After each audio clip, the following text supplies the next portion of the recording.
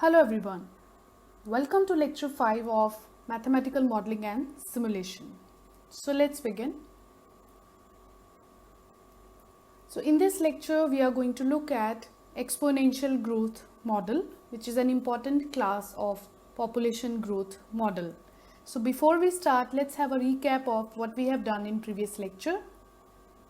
We have already understood the meaning of growth and decay, and we in general talked about the population growth models, which are basically nothing like but the differential equations.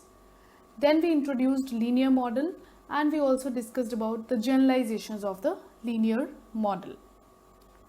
So in this lecture, firstly we'll be highlighting few limitations of linear model, and then we'll be introducing exponential decay model. We'll be talking about half-life, and then exponential growth model and talking about doubling period.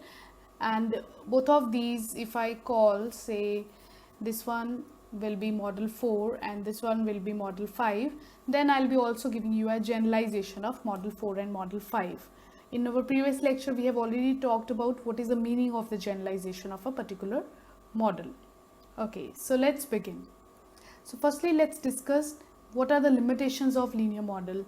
So always remember this technique whenever you are learning any new subject, that whenever from one type of classification of any particular model or numerical technique, from one type if you're moving to another type, you should always establish the connection, that what was the problem with the previous one, why the previous model was not working accurately. That is why there is need of another kind of model. So that's why we are pointing at some of the limitations we have for linear model. It does not mean that linear model always fails, but still in most of the cases they do not work that much appropriate as other models do. So this is the first limitation. It works well only for smaller durations of time, and the predictions by linear model usually do not fit real data. If you remember the process of mathematical modeling, so we did the formulation in the last lecture. We formulated the linear model, then we solved them, and we know that after solving, the next thing we have to do is validate that whether the predictions from that model are really validating the real life data or the experimental data or not. So obviously if this is a yes, then the model is right, but if this is a no, so that means model is not appropriate. We have to look for another model for that. So most of the population growth activities are not really well captured by the linear models. So that's why we need another kind of model here. Okay, so this motivates us to understand the next kind of model, which is exponential. So in exponential also we have firstly two categories, exponential decay and exponential growth. As I have just told you in our previous lecture, we have already in detail understood the meaning of this decay and growth. So to understand exponential decay, I have to recall you what were the models discussed in the previous lecture. So the model 1 we defined was a linear one, dm by dt is k is a constant. Model 2 was also linear, but this time the constant was k minus s.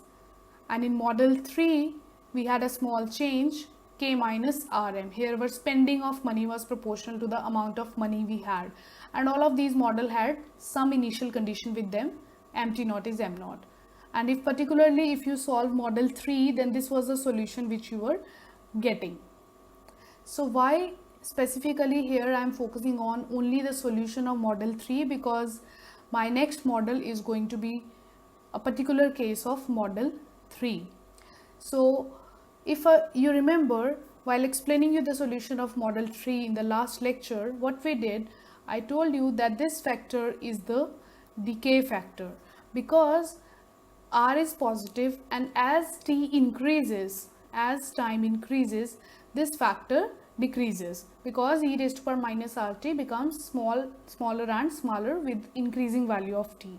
On the other hand, with increase in time, this factor is a growth factor, because e raised to power minus rt decreases, but negative of e raised to power minus rt obviously increases, and so this factor as a whole is a growth factor. So that's why this model I did not say is a growth model or a decay model, model 3, because it contains both the components, decay as well as growth. And you can see it contains exponential decay and exponential growth factors because of the presence of e raised to power over here. So now we want to get an exponential decay model from here. So obviously we only want to retain the decay part. So that clearly suggests that the growth part is going to be missing there. So this gives us our next model. So this is model 3, in which your K was denoting fixed salary which you are getting every month. Now suppose unfortunately you stop earning, your fixed salary is not deposited into your account, so that means K becomes 0. So this gives you dm by dt is minus Rm. Obviously the same initial condition is there, mt naught is m naught. So this is my new model. So this is a particular case of model 3 in which I have substituted K equals to 0. So now there is no earning, I am only losing the money, I am only spending the money at a rate R which is proportional to the amount of money I have. So now let's try to solve this model 4. dm by dt is minus Rm, mt naught is m naught. It's very easy to solve. So when you solve it, dm by m is minus r dt, you integrate, log m is minus rt plus c, which gives you this, and using the initial condition I can very easily find the value of the constant of integration c. So e raised to power c is m naught e raised to power rt naught, and again you put back the value of e raised to power c into your solution. We get m is m naught e raised to power minus rt minus t naught, and as usual we always put t naught equals to 0. So this gives me the final solution, m equals to m naught e raised to power minus rt. So you can see it only contains a decay factor because R is definitely positive, and as T increases, this factor overall decreases. So that's why this is an exponential decay model. So there is another way also in which you could obtain the solution. So for that you have to look back at model 3. This was model 3 and this was a solution of model 3. So directly you put K equals to 0 in the solution, you will get this as your solution, which is same we obtained from the direct solving the model 4, because model 3 is a generalization of model 4, or you can say model 4 is a specific case of model 3. So the solution of model 4 can easily be obtained from solution of model 3. So it's just a matter of solving howsoever you obtain the solution, but we are sure that our final solution is a exponential decay. So now let's further try to understand what is the meaning of this exponential decay. We want to now visualize the solution. So since R is positive, I have told you this will go to 0. So if initially you had certain amount of money, so actually you are not earning because K is 0. You are only spending at a particular rate. So eventually M will go to 0. So this makes physical sense. This is practical, that you are just constantly spending your money at a particular rate, but your earning is 0. Earning per month or per unit time is 0. Howsoever amount of money you had initially in the beginning, there will definitely come a time when your final money is going towards 0. So that's why this is called the steady state, because in previous lecture I introduced you the idea of steady state. To obtain steady state solution, we always use this condition, that you take t approaches infinity, then whatever answer comes is your steady state solution. And whenever you are getting a 0 value in the steady state, this is called trivial steady state. So this model 4 exponential decay model has a trivial steady state. Now let's visualize the solution, because this is something decaying. We want to see how this is decaying. So firstly, let's understand from the model what are your parameters. So here M is clearly the dependent variable, T is clearly the independent variable, and while M0 and R, both of these are my controlling parameters. So M0 and R are controlling parameters. So you know the meaning of controlling parameters, that by changing their values I can obtain different solution profiles. So here, as you can see in the graph, we have obtained 4 different curves which are for 4 different values of r equals to 0.2, 0.5, 0.8 and 1, while the value of m naught I have kept fixed. So the kind of decay you are looking at in the graph is exponential decay.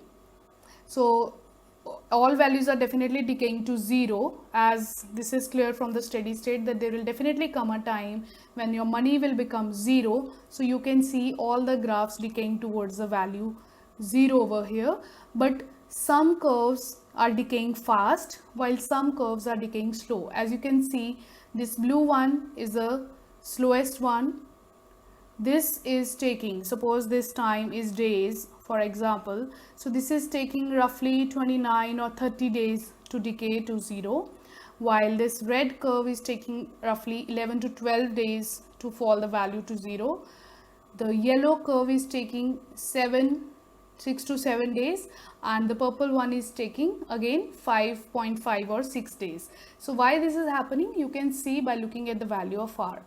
Greater the value of r, fastly your money is going towards becoming 0, because the more you are spending, because r is your rate of spending. So the more money you are spending at a faster rate, fastly your money is going to become 0. So that's clear interpretation of the solution, and we have a good visualization of the solution as well. So that's about the exponential decay. Now further we want to discuss another important factor which is associated with this kind of model. It is called half-life. If you have heard this word before in your earlier school days physics, then you know that half-life has many applications. This is a very important concept used in understanding the radioactive decay or carbon dating like applications. So the applications are huge, but what we need to understand it here that how it is computed. And so let's analyze the solution which you have just computed for exponential decay. So what is the meaning of half-life? It's clear from its name though that the time taken by a population, so it can be any population, it can be money, it can be any underlying physical quantity. Right now in our model this quantity is money. The time taken by the physical quantity to reduce to its half value is known as half-life. So the definition is very clear. So let's compute the half-life for this exponential decay. So as per the definition, what should happen? Your m should be m naught by 2. So m naught is the initial amount. So for computing half-life, mt should be replaced by m naught by 2. It eventually gives us this calculation. So it's very easy to compute. You get t is log 2 by r. So this is the formula for half-life in exponential decay, and it clearly depends upon r, the rate of your decay, the rate at which you are losing your money, you are spending your money. So that's what I just told you in the previous graph as well, that how fastly you want to go towards 0, how fastly you want to decay depends upon the magnitude of r. So t half, this is the notation you can use. This is log 2 by r. So now there is an interesting remark about it. So you carefully look at the expression of t half, that is half-life. It is independent of m naught, initial condition. So that means it really does not matter where you start from. It would take the same amount of time to decay to its half value, irrespective of where you start from. So that's a very important point associated with exponential decay, that the half-life expression which you are looking at here is basically just dependent upon r. It's independent of m naught. So it does not really matter where you start from. It always takes the same amount of time to get to your half value. So you will be better clear with this point with the graph. So I have taken again the same example of graph which I had just shown you. Here again there are 4 curves present, but I'll be doing the calculations only for one of the curves. So let's first try to compute half-life from the graph. We have already the formula for it, but let's try to see how much time it takes to get to the half value just by looking at the graph values. So I'm doing it for the blue curve. So roughly I've started marking, say this is 1, 2, 3 and 4. Initially I'm starting from 10. I want to see in how much time the value goes from 10 to 5.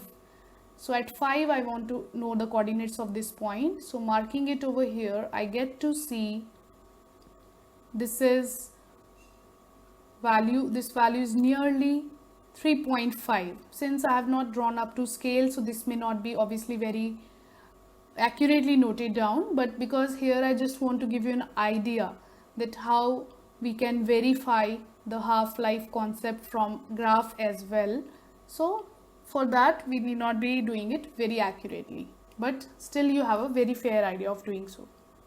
So this is nearly 3.5. So if the unit of time is, say, days, so that means it is taking 3.5 days to go from the value from 10 to 5. To lose half of your money, it takes 3.5 days. And now I want to see from 5 to 2.5 how much time it further takes. I want to still go to another half. So from 5 to 2.5, let's see how much time it's taking. So I'm using the same technique and trying to noting this period. So this is roughly matching at 7. So the difference is 7 minus 3.5 is again 3.5. Because the graph you have drawn is actually of exponential decay. So this data is definitely going to match all the time. So this is turning out to be 3.5 again. And I'll suggest you can further continue it from 2.5 if you want to go to say 1.25. So you note it down further that what exactly this value is. So you will figure out it's again going out to be 3.5 roughly. So that's the idea how you do it from graph. But now we also want to see what is the calculation from the expression I just gave you. So that's formula is simple, log 2 by r. So I've done it for blue curve. So for blue curve my r is 0.2. So it's 0.6931 by 0.2, which is 3.47, roughly equal to 3.5. So the final answer you have to write is definitely 3.47, but just to make sure, okay, it's matching with what we are obtaining from graph. So they are nearly same. So actually when the graph is telling you the value is 3.47, but just because we have not drawn it very accurately or we have not the full scale with us, so we are not able to see that. But actually even the graph is telling you it's 3.47. So that's how you can see it and validate it. So we can conclude that if this is say days or month, whatever it is, it takes 3.5 days to get the value half.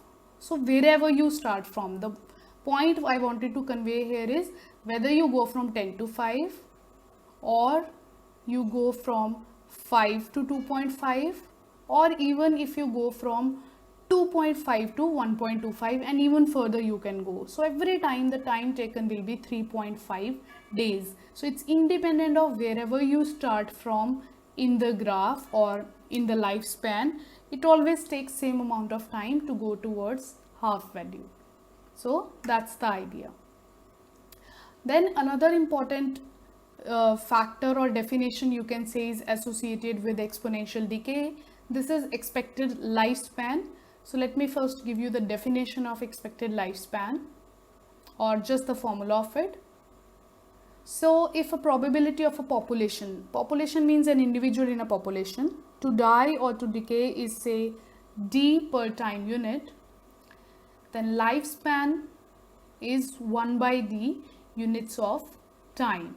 So it's easy to understand that probability you can see actually as a rate. See, this is probability per unit time. So that means say in one day, say if your unit of time is a day, say in one day the probability to die is 0.5. So definitely the average taken over 2 days, the individual is going to die every 2 days. So it's basically the rate. So the rate of dying or the rate of decaying is say 0.5, then you can also say the probability per unit time. Then the lifespan is 1 by d units of time. So if the probability was 0.5, so how much time did it take for the person to survive, or what was the lifetime? It was definitely 2 days. So it was 1 by 0.5, which is 2. So it's a very easy thing to understand that if d is the rate of decay or the probability to decay per unit time, then the lifespan is 1 by d units of time, whatever days or month it is. So let's compute for our model what is the expected lifespan. So r is the rate of decay here per unit of time. So 1 by r is going to be the expected lifespan. So this thing as such is not having any applications right now, but whenever we'll be attempting questions of this kind, so there we just need to know that if somebody asks you to compute the expected lifespan or time of the survival, so it's 1 by r units of time. So you can also understand it to another example which I have taken from the probability. So for example, you are throwing a dice. So in dice throwing, we know that the probability of getting any value, say you want to get 1, 2, 3, 4, whatever, so any value on the face is 1 by 6. It implies the average waiting time to get that value is going to be 1 over 1 by 6, which is 6 trials. That makes sense. The probability is 1 by 6. So on average, every time you have to wait for at least 6 trials so that the number gets repeated. This is on average. This is not like every time a number gets repeated after 6 trials. We can discuss about these things in detail when we particularly take the probability part in our course, but right now this is just to give you an idea of the lifespan. So that was all about exponential decay. Now we want to talk about exponential growth. And since you have understood the exponential decay, it's very easy to understand growth as well. This is model 4, which is exponential decay. Dm by dt is minus Rm. So the opposite of it is going to be plus Rm, which is denoting exponential growth along with the initial condition, obviously. Mt naught is m naught. So very easily you can solve it, and final answer you will be getting like this: mt is equal to m naught e raised to power r t. So clearly r is positive, so as t goes to infinity, m goes to infinity. So this exponential growth model predicts a non-trivial steady state. This steady state is basically a non-trivial steady state. This does not happen practically. See, if you want to have the example of exponential growth model in the terms of money, because we have now so far discussed 4 models and all the examples were related to our salaries and money. So for exponential growth, you can understand that this is some kind of model, that the amount of money which you are basically earning, because this is plus, right? So your earning is proportional to the money you have. So it's something like your money gets compounded. Your money is getting interest over the amount of money you already have in your bank. So R is kind of a rate of interest. So that's just an example. Your money is growing by just being present in the bank, because it's not a fixed deposit every month, rather it's growing exponentially. So as per the exponential growth, it should grow towards infinity in over longer times, which is practically not possible because we always spend something from it. But otherwise, this is a theoretical prediction of this model. So that's what exponential growth model is. And similar to half-life in exponential decay, we have the concept of doubling rate in exponential growth. So very easily, you can yourself even define what should be the meaning of doubling rate or doubling time, also called doubling period. So it is that much amount of time in which the value of the physical quantity, So whatever the physical quantity is, population, money, or number of infections, whatever it is, it gets double than its initial value. Means wherever you started from, it gets double of that. So that much amount of time is called the doubling time or doubling rate. So in the current time of these COVID-19 outbreak, this doubling rate has been quite discussed throughout the media and throughout the global communities, because that's an important parameter in understanding the rate of growth of anything, whether it is the rate of growth of infection or anything. So for example, this curve is telling you that this is the kind of a prediction of COVID-19 cases, that if the doubling period is 12.3, then where does the graph goes? Up to here. While if doubling period is 9.7, then here is the graph which is going. So the doubling period is actually going to decide in how much time the infections are going to grow from whatever is their current number to the double of their values. So this is an important parameter these days discussed for COVID-19. So let's just compute the doubling rate for our model, which I have just defined, exponential growth model.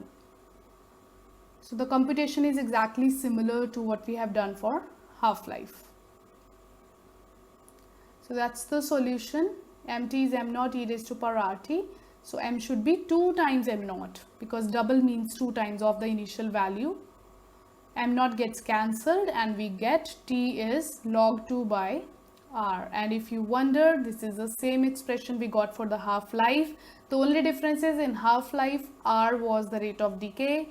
In growth, it is the rate of rising or rate of growth, you can say, but otherwise the formula remains same, log 2 by r.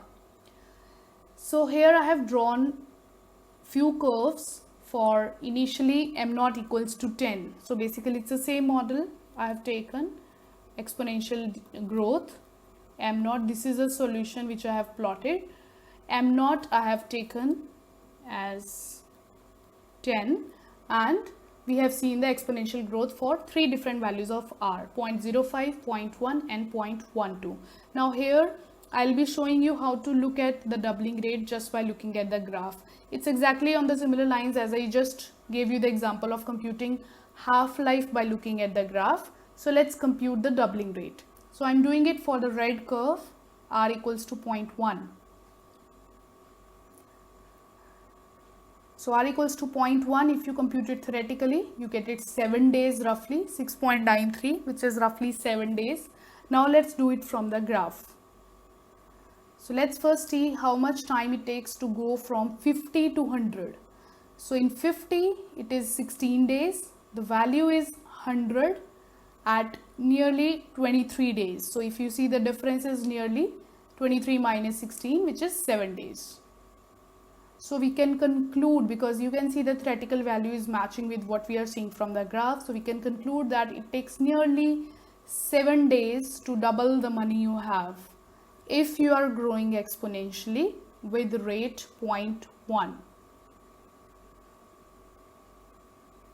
So if you are growing exponentially with r equals to 0.1, it will take 7 days to double the money you have. So similar to half-life, here also the formula for doubling period is log 2 by r. It is independent of m naught. So here also it does not matter where you start from. If it takes 7 days to go from 50 to 100, then it will take again 7 days to go from 100 to 200. You can see that from the graphs. This is 23 at 100, while if you look at 200, the value turns out to be 30. So the difference between 23 and 30 is again 7. So it takes another 7 days to go from 100 to 200, and it will take another 7 days to go from 200 to 400. Okay, so that's how the exponential growths are. That is a very important characteristics of exponential growth. The doubling period throughout remains constant. So let's have another example of the doubling rate. I just wanted to show you that how we can do it graphically, because theoretically for this COVID-19 or coronavirus we are not able to get the theoretical model results, because we are not even actually able to look at it that it is definitely an exponential growth, although the whole world is calling it an exponential growth. But the way it is behaving, the way the infections are rising, it's beyond our imagination. It's something even more stronger than the exponential, because even if it is exponential, say even this, say infection is somewhere it started from, even if it is exponential, this r is not fixed. It keeps on changing according to the geography, according to the existing infection, whatever it is. So it's exponential always, but the rate is continuously changing. So let's see, you want to see the number of cases going from 50,000 to 100,000. So the days it took was 18 days, from May 15 to June 3. So doubling period is 18 days, while from 75k it's May 24 to 150k, that data is June 12. So this is again taking 18 days. So you can say that doubling rate of number of cases active in India as per given plotted data is 18 days. Why I am telling you as per given plotted data? Because the data keeps on adding, the data keeps on shifting towards new data, because this doubling rate is also shuffling. This is also not fixed. In the initial days the doubling rate was 40 days for India, but now it is 18 days. It may even get worse, so that value is also not fixed. So that's about understanding exponential growth. Now next we want to be more realistic, because we are not always on either continuously spending or not always on the side of continuously gaining the money. We do have a balance. We earn money also, we spend money also. Our earnings are also becoming proportional to the money we have. Our spending is also proportional to the money we have. So therefore we'll get a more realistic model. So this is model 4, this is model 5 plus RM, while for model 6 is more realistic. It includes both the factors, positive as well as negative.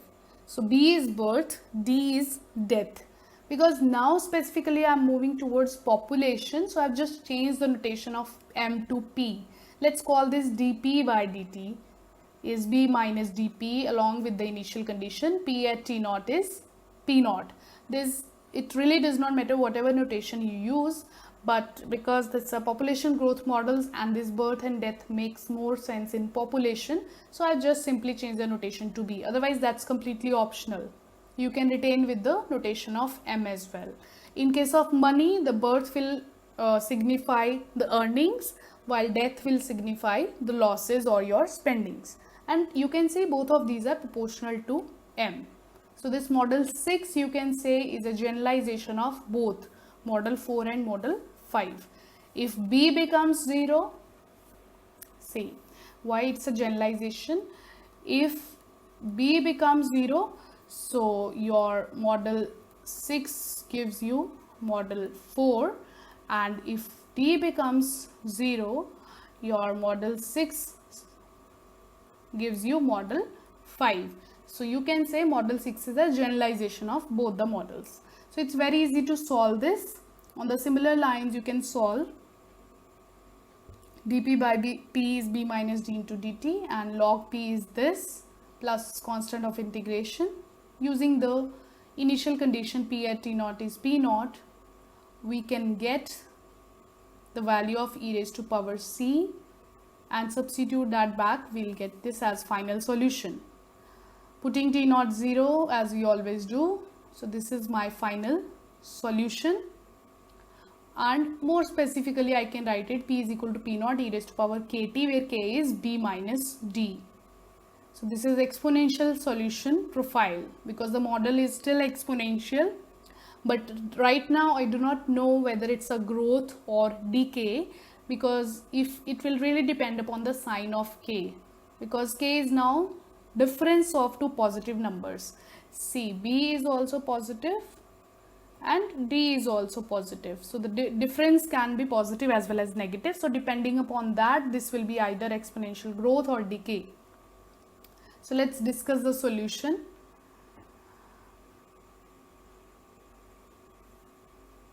We have just derived. So case 1, if B is greater than D, that means birth rate is more than the death rate. So eventually one can imagine what is supposed to happen. The population will go to infinity because the birth rate is much higher than the rate at people are dying. So population is growing towards infinity. So the non-trivial steady state will be getting. While in case 2, if birth rate is less than death rate, then definitely ultimately what's going to happen, the population size will become 0. That is, you will be getting a trivial steady state. And now there is another important factor associated with this birth death model, which is called reproduction number. So to understand reproduction number, let me give you these parameters. B is birth rate, which I've just defined. D is death rate, and 1 by D is expected lifespan. We just defined the expected lifespan. Then the number of expected offspring of an individual during lifespan is B by D, which is called the reproduction number, denoted by R0. R0 has applications in epidemiology. If R0 is less than 1, your disease will die out, while if R0 is greater than 1, it is going to be an epidemic. So this reproduction number is playing a much important role in epidemiology. So in this COVID-19 outbreak, everyone is just trying to get the value of R0 for coronavirus, that what is the reproduction number of this virus.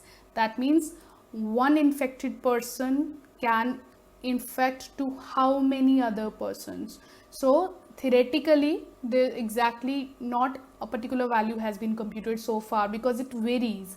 Sometimes the infection is growing faster, so they come up with new research and say this is the R0 is 2.5 or say 1.9 or 4.8. So it really varies, but definitely it is greater than 1. One infected person is actually infecting more than one individual, so its reproduction number of the infection is more than 1. That's why this COVID-19 was declared as an epidemic, because this disease is not to die out by itself. If certain disease is there for which the reproduction number comes out to be less than 1, then initially the infections may rise, but eventually the disease will die out itself. But that's not the case for the epidemic. Anyways, these things in detail can be discussed when we will be studying epidemic models. But right now, because this was connected with this birth death computation, so I gave you the idea of how to understand this reproduction number. So that's all about